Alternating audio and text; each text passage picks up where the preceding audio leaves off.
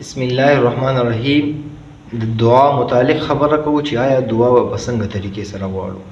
نو دعا لپاره خو سنت طریقه دار چې انسان لکه څنګه سوره فاتحه را لومبي د الله تعالی حمد او تعریف دی، بیا چې کوم دین خپل حاجات هم کې پیش کول دي، د الله نه وختل دي، د الله تعریف وکي او د الله نه چې کوم دی غواړي، بیا نو الله خامخا هغه سوال قبلي، هغه دعا الله تعالی قبلي.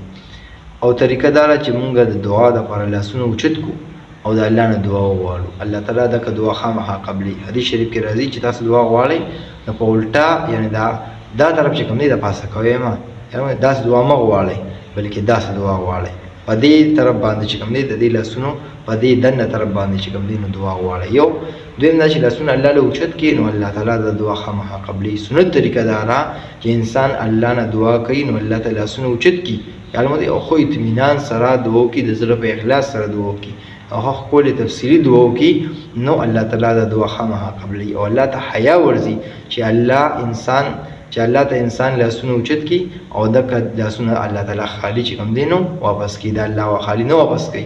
او دعا لپاره مخکې په دې باندې خبره کړې و چې د دعا لپاره یو څو شرایط دي چې خېټه پاکوي، په اخلاص سره دعا وي، د ګناه دعا ته نه کینو الله د دعا خامخا بیا قبلي. او بل خبره پکې دار چې خېټه کې حرام نه وي.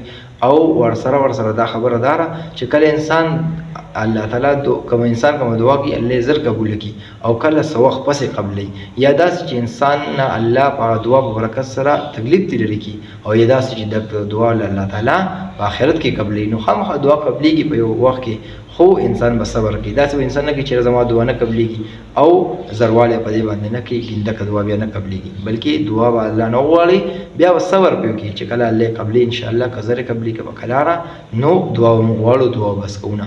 او چې کله موږ دعا غواړو لاسونه مو داسې وجود کو دعا او الله نه دعا غواړو. او اخره کې سنت طریقه دار رسول الله صلی الله علیه وسلم به داسې کول، صحابه کرام به داسې کولو چې په مخ باندې داسې لاس راکاږلو. حدیث شریف کې راځي څوک چې دعا له لاس وجود کې په مخ باندې لاس کې راکاږي نو وی الله تعالی ته حیا ورزي چې الله ولا تش لاسونه چې کوم دی ورکی نه خامخا ول الله تعالی سره کوي. موږ دعا موږ په کار دي چې موږ دعا غواړو په خپل طریقې سره، په سي طریقې سره، د زړه په اخلاص سره او د الله نه په خو جذبې سره دعا غواړو، په امید سره ته غواړو الله خامخا زموږ دعاګانې قبلي.